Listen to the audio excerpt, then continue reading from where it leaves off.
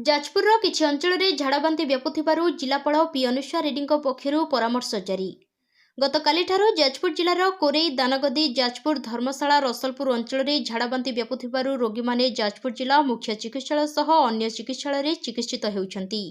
जाजपुर जिला प्रशासन एवं जिला स्वास्थ्य विभाग पक्षरु जनसाधारण को अवगत निमंते जणाई दिया जाउछि कि सेमाने पानी को सीधासलख न पी पानी को फुटाई छाणी पियंतु। घरे प्रस्तुत गरम रंधा खाद्य खांतु। खाइबा पूर्व साबुन रे भल भाबरे हाथ को धुंतु। फल खाउथिले फल को भल भाबरे धोईकी खांतु। बाहर अस्वास्थ्यकर परिवेश रे थिबा ठेला दुकान किंबा बाहर बिक्री हेउथबा फास्टफुड न खाइबा को जनसाधारण को परामर्श दिया जाउछि। बाहर को आसिथिबा समय जदि खाद्य आवश्यक करुथांती ताहले स्वास्थ्यकर परिवेश थिबा दुकान रो खाद्य खांतु।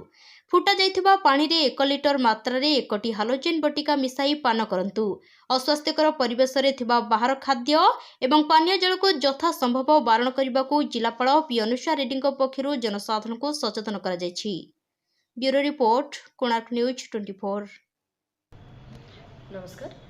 जाजपुर जिले में कालीटू किछि पॉकेट्स रे डायरिया केसेस रिपोर्ट होइछि।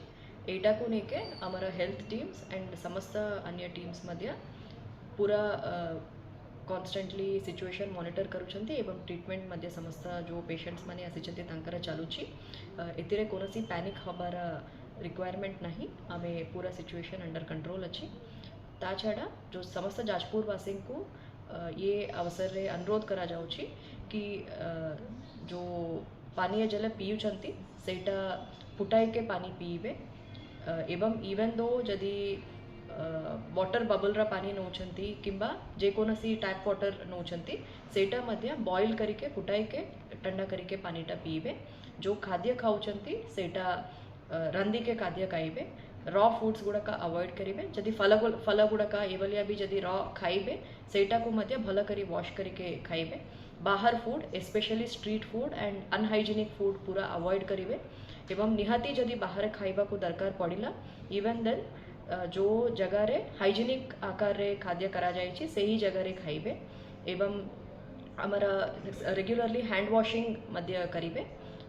जेकोनसी जदि सिम्पटम्स हैला डायरिया तो नियरेस्ट हेल्थ सेंटर को अप्रोच करिबे। हमारा समस्त टीम्स रेडी अछंती एंड इन प्रिपेयर्डनेस अछंती एंड जो एडवाइजरी दिया जायछि हैंड वॉशिंग को लेके एवं पानी बॉयल करके पीबा को लेके एवं जो कुक्ड फूड हाइजेनिक कंडीशन रे करिथिबा कुक्ड फूड कंज्यूम करबा को लेके सेटा मु अनुरोध करूछि समस्त को एटा को फॉलो करंतु एवं हमें कौन सी प्रकार पैनिक नियंतु नहीं। धन्यवाद।